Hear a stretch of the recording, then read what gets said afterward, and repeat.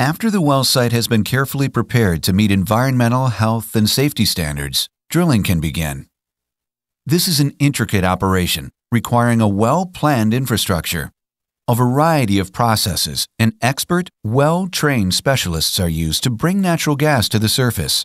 Chesapeake works with these experts during every aspect of the project, while strictly adhering to all individual state regulations.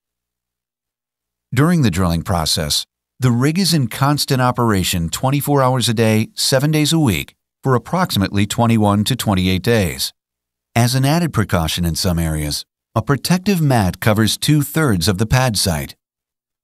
Utilizing heavy-duty industrial-strength drill bits, a typical well is drilled in several stages, starting with a large diameter drill bit and then successively smaller drill bits as the drilling is advanced. After drilling each portion of the well, nested steel protective casing is cemented into place.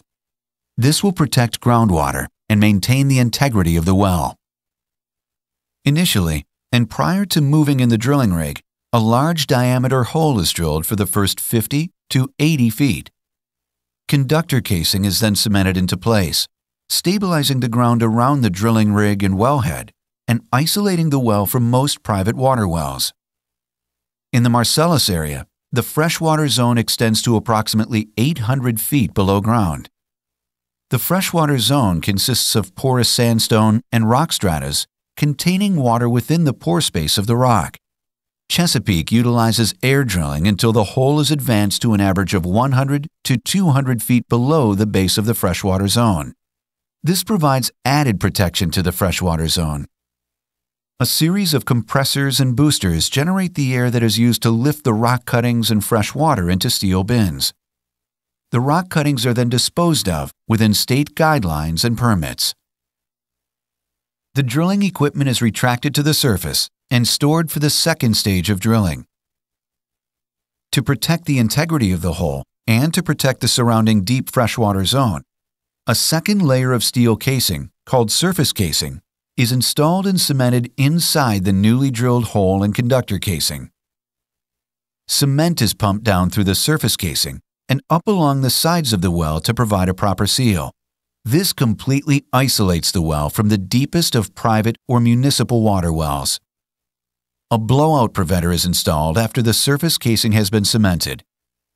The blowout preventer is a series of high-pressure safety valves and seals attached to the top of the casing to control well pressure and prevent surface releases.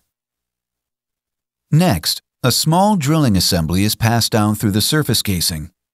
At the bottom of the casing, the bit drills through the float equipment and cement, continuing its journey to the natural gas target area as deep as 8,000 feet below the surface. The drilling method employed below the surface casing uses drilling mud, which is a non-hazardous mixture based on bentonite clay or synthetic thickeners. In addition to lifting the rock cuttings out of the hole, drilling mud also helps to stabilize the hole, cool the drill bit, and control downhole pressure. A few hundred feet above the target shale, the drilling assembly comes to a stop. The entire string is retracted to the surface to adjust the drilling assembly and install a special drilling tool. This tool allows Chesapeake to gradually turn the drill bit until a horizontal plane is reached. The remainder of the well is drilled in this horizontal plane while in contact with the gas-producing shale. Drilling continues horizontally through the shale at lengths greater than 4,000 feet from the point where it entered the formation. Once drilling is completed, the equipment is retracted to the surface. Then, a smaller diameter casing, called production casing, is installed throughout the total length of the well. The production casing is cemented and secured in place by pumping cement down through the end of the casing. Depending on regional geologic conditions, the cement is pumped around the outside casing wall to approximately 2,500 feet above the producing shale formation or to the surface. The cement creates a seal to ensure that formation fluids can only be produced via the production casing. After each layer of casing is installed, the well is pressure tested to ensure its integrity for continued drilling.